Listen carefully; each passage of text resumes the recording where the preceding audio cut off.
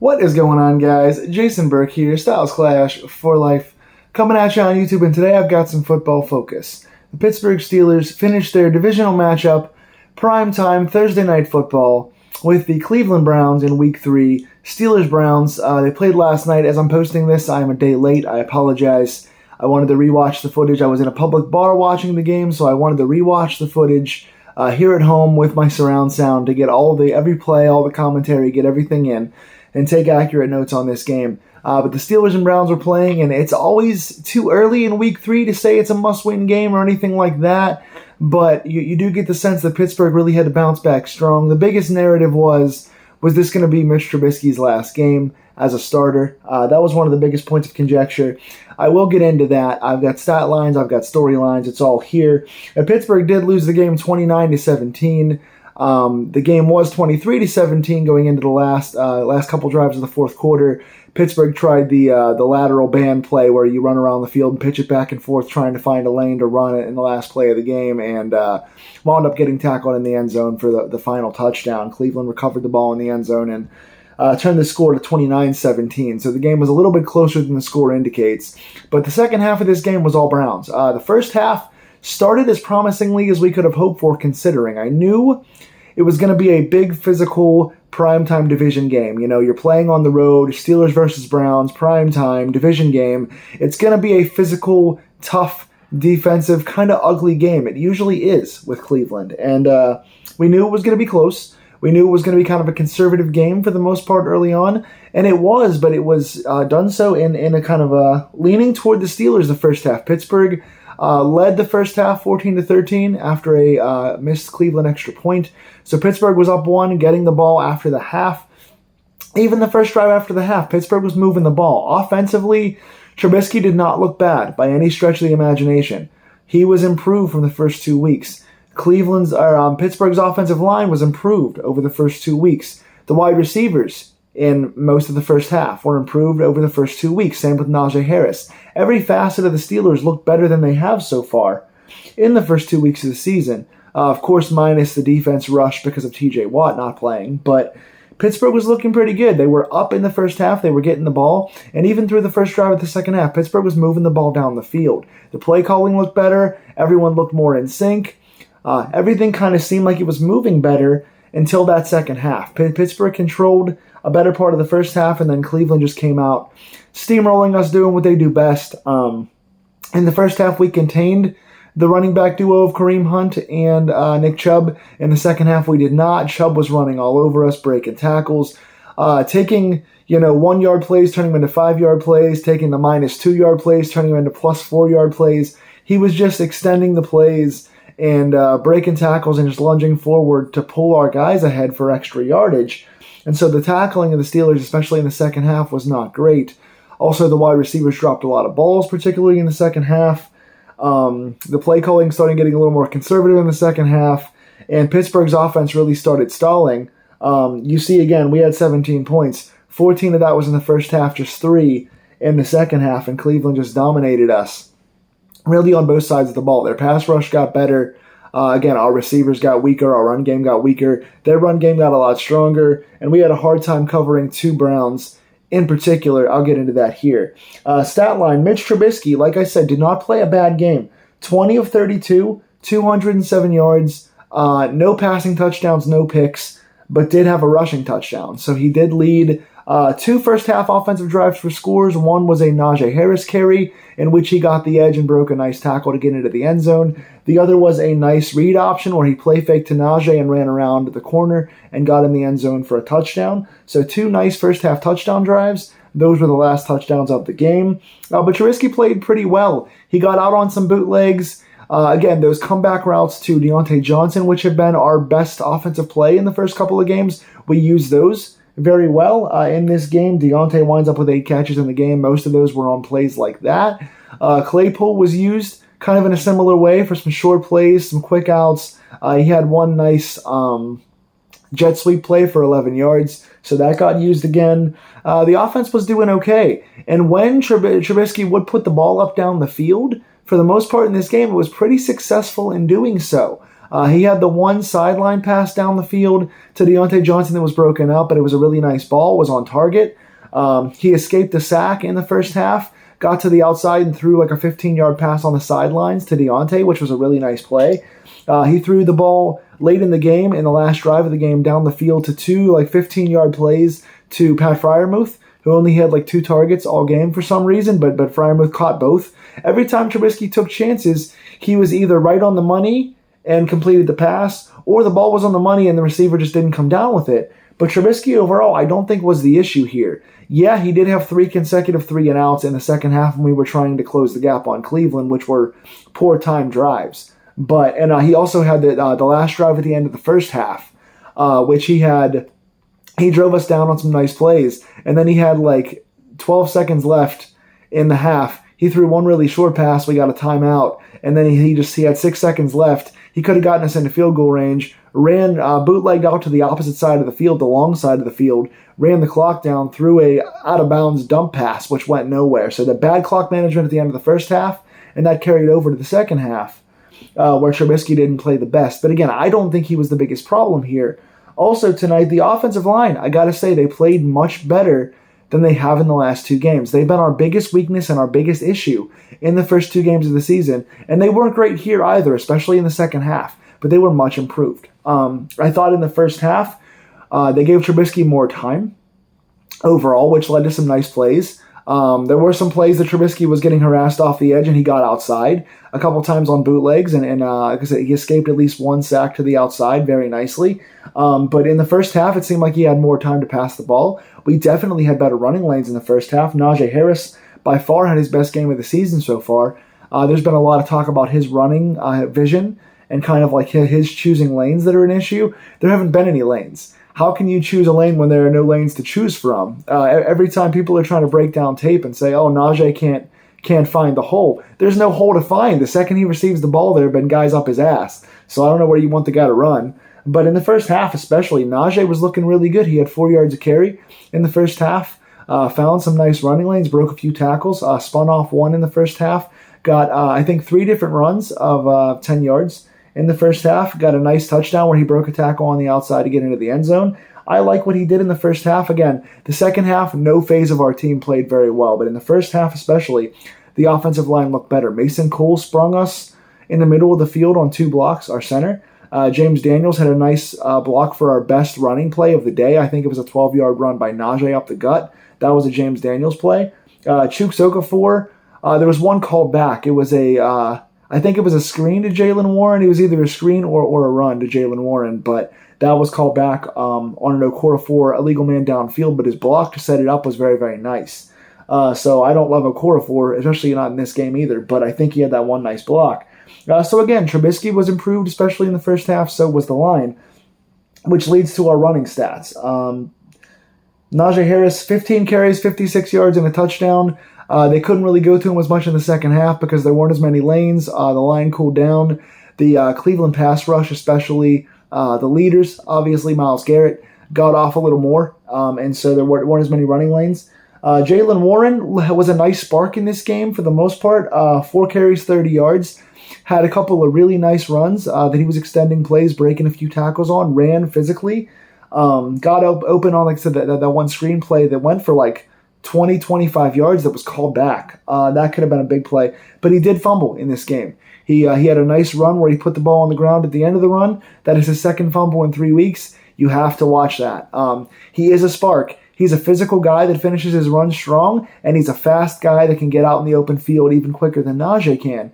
But you got to tuck that ball away. If he fumbles again, they're not going to put him in the game anymore. He's going to lose his RB2 status. So he's a nice extra piece in there, and the drive that he led was a nice spark for us, but you can't put the ball on the ground. Here's a really big catch-22. Deontay Johnson, with the best receiving numbers of the year, 8 catches for 84 yards. Really nice on extending plays, getting himself to the sidelines, nice comeback routes. He looked really good in the game for the most part, but in the second half, he had 3 balls that could have been caught that weren't. 2 were considered drops, and 1 was a kind of a low ball that could have been caught but kind of goes on both Mitch and Deontay. I praised Deontay last week because over the first 2 games he's caught everything, and every time that I do that, just like last season when I said the same thing, I jinxed him and he was bad for the whole second half of the season last year. This game, like I said, he did catch 8 balls for 84 yards, and he had another ball downfield that was catchable, that was a well-defensed ball. So he was getting himself open, getting separation, getting his hands up, but in the second half, one was a quick screen that he was wide open on, and the ball just went off his hands. He wasn't ready for it. The second play that he was open on was a downfield ball. It was a Mitch Trubisky sideline ball that he got himself a good positioning on and just couldn't come down with. He had the ball in his hands and couldn't catch it. And the third one was a comeback ball. Mitch was running for his life on the bad offensive line, and he threw it downfield, and Deontay came back and dove for it and tried to cradle it and couldn't cradle it. Again, the ball was a little low, so it doesn't go as an official drop for Deontay, but when you're coming back to the ball and you're diving, you got to bail your quarterback out sometimes. So I'll give him 2 drops, but he kind of had 3 on this. There was another one that Claypool probably could have caught that was it was pretty well defended. The guy had his arm inside, but Claypool couldn't come down with it. But yeah, Deontay especially, big problem for that. Pickens wasn't targeted nearly enough. He had one that was thrown out of bounds at him. Another was thrown downfield where he had no chance to catch it. Deontay was complaining because on one play, both Claypool and Deontay got open, and Mitch missed him big time. Mitch didn't miss too many throws today. Again, he only had 12 incompletions. He did miss the one play where Deontay and Claypool both were open. Aside from that, most of his incompletions were on either balls that his receivers could have caught or should have caught. So I'm going to give the receivers more blame here than Trubisky or the offensive line. The line, again, was good for 2.5 quarters in this game and then kind of fell apart. George Pickens, got to be said, he made one of the nicer catches you'll ever see. There was a throw downfield, 50-50 to him. He was coming back to the ball, falling down, and he put his hand up behind his back, his left hand as he was falling to the ground, put the one hand back, much like the Odell Beckham Giants catch from back in the day, and pulled it in while he was falling to the ground. That guy's got really good hands. He's got good positioning. He has good physicality. He needs more opportunities to catch the ball. He's not getting enough targets, and that's 2 weeks in a row now that he's made some nice catches when he's been given a chance to. He needs more of a chance. He's not getting a lot of separation when he's out there, but those sideline balls, he's going to catch more than he's going to not catch on those. So you got to give that guy more of a chance. Defensively, much of the same story as the offense. First half, pretty good. Chubb had a few nice runs, and Amari Cooper had a few catches, especially David Njoku had a few nice catches on us. We had a hard time defending him.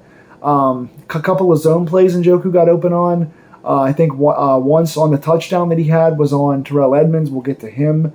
And I think once was on Devin Bush, which was well defended, but he got open anyway. So Njoku especially was getting off, and then Cooper started in the first half, which extended to a big second half for Cooper. But yeah, the defense overall played pretty solid in the first half. Not lights out by any means. They gave 2 touchdowns up with the missed extra points of 13 points. But they kept us competitive in the game. They got some stops. They got a couple of sacks. They got a few QB pressures. The corners had a couple of nice plays in the first half. They kept us in the game in the first half, but just like our offense, they crumbled in the second half. They were getting less pressure. They weren't getting anything up the middle at all. The corners couldn't stay with them. The corners couldn't cover. We'll get to them in the second half as well. But yeah, the coverage broke down, the pressure broke down, and the tackling especially was our biggest issue in the second half. We were, even times when we were getting Nick Chubb in the backfield, he was dragging our guys around. I mean, Spillane got a few nice hits on him, and he drugged the guy around. Malik Reed got a few nice hits on him, and they would drug around by Hunt and Chubb. You can't. I know these guys are big and physical, and Chubb is one of the best running backs in the league, and Kareem Hunt is the best number 2 back in the league, but you can't allow negative 2-yard plays to turn into plus 4-yard plays. That 6-yard difference comes back to haunt you, especially when they add up. So the defense got really tired, and they were on the field a lot because, again, our offense had 3 consecutive 3-and-outs. So the defense got worn down further and further and further, and Nick Chubb has that big banger Jerome Bettis style that he wears you down as the game goes on, and that's exactly what they did. Cleveland controlled the ball. They got longer drives. They were getting more separation at their wide receiver position, and they eventually got a few more touchdowns where Pittsburgh was just getting on and off the field very quickly. So that's what led to the 23-17 lead, which then turned into the 29-17 with the pitch play that didn't work. I did have a couple nice things here. Highsmith played a pretty solid game. Nice bounce back for him. A couple nice tackles. Had a sack and a half in this game. The other half sack went to Larry Ogunjobi, so Pittsburgh does get 2 sacks in this game. That's still not enough, considering we got 7 in the first week with TJ Watt. 2 is not going to be enough when you got a physical team like Cleveland. But Highsmith, 1.5, played well. Miles Jack was all over the field. He had a hard time covering David Njoku, as a lot of the guys did today. He did have 7 tackles, and he had made some nice plays in the run game, but he had a hard time covering. Solid game overall, but nothing special. The 2 guys that I want to chastise big time on defense here, Ahkello Witherspoon. I've been a big defender of this guy. I like this guy a lot. I'm so glad he got re-signed for us as our number 1 corner. I've seen him as a hidden gem for the last year and a half. This was his worst game as a Steeler. He was getting torched. Amari Cooper was abusing him on the comeback routes and the extended plays. Cooper was just doing really nice work on him. 2 or 3 nice plays in the first half, another couple in the second half. One play was a play that Witherspoon got hurt on, but he got torched. There was another play that Cooper torched him on downfield in the first half, which led to almost another 30-plus yard play for Cooper down the sidelines. Witherspoon's eyes were in the backfield. Cooper jetted on him and cut back for like a 30-yard play on the missed tackle by Witherspoon, but Cooper wound up stepping out of bounds. There was another play that Witherspoon got beat on that was called back on a holding or downfield or something, but Witherspoon did not have a good game. Cooper especially abused this guy. Terrell Edmonds, not a nice game either. Several missed tackles on Chubb. Again, I know Chubb is really strong, but Edmonds missed a lot of tackles in this game. Also in coverage, both touchdowns for the Browns. I think it was the 2 in the first half, the one to Cooper and the 1-2 Njoku. I think both were on Edmonds down in the red zone. They used man in the red zone. The first time Cooper got a quick slant past Edmonds and got into the end zone. The second one was in and out. A short little in-and-out route where he was one-on-one with Njoku. Njoku just got out-physicaled him, got good body positioning, and caught the ball in the back of the end zone. So Edmonds missing tackles and bad in red zone coverage cost us 2 touchdowns in this game. So Witherspoon and Edmonds, not their finest days. And again, the inside linebacker struggled all day with Njoku. Nobody in particular that I want to call out. Devin Bush didn't have a bad game. He had a couple nice tackles, including a goal line stand against Chubb, but Spillane, Bush, Jack, Edmonds, they all struggled to cover Njoku in this game, and the corners struggled. So Cam Sutton had a couple nice plays, 1 or 2 nice knockdowns, but he also started getting beaten down by Cooper as well in the second half when he had man on Cooper twice. He got beaten for catches. So the coverage, especially in the second half, got weaker. Again, tale of 2 halves. First half, Pittsburgh 14-13, pretty good, even physical game. Both sides of the ball are playing better. And then in the second half, we got beat down. The offense got weaker, the defense got weaker. So now what do? Now all of a sudden Pittsburgh gets manhandled in the second half, has no real identity, has no real second half spark, and now we're down to 1-2 with a divisional loss. Now granted, our division is well, Cleveland now is 2-1, but the other 2 teams in the division are 1-1. We already have 1 divisional win against Cincinnati, so we're not in the worst spot in the world at 1-2. But what do? I mean, Trubisky didn't play that badly, and the line started to get better. So do you keep giving this more of a chance and kind of risk falling behind this season with all the talent we have? We have so many talented guys, especially on offense. And in about 3 or 4 weeks, we're going to get TJ Watt back, so the defense is going to be improved on that notion. So do you ride this out, wait for Watt to get back so our defense gets better, and see if our line can continue to improve to open up the run game and Trubisky's opportunities? Or do you throw the rookie in there now? Do you panic at 1-2 and throw the rookie in there and give the offensive line a new quarterback to block for? So there's some pretty interesting things to do. We've got 9 days rest now, so if they are going to bring Pickett in at any time now, we got 9 days to prep them, so it's possible. So what do you do here? There's a lot of questions. Pittsburgh goes into the Jets now at 1-2. Tell me in the comments below, what do you think? Who impressed you in this game? Did you like our first half? Did you hate our second half as much as I did? Again, Boswell missed a 50-yard field goal, so that's his second 50-plus yard miss this season. Presley Harvin had a 39-yard punt average on his first 3 punts. He didn't play very well. Special teams was a little bit down this week.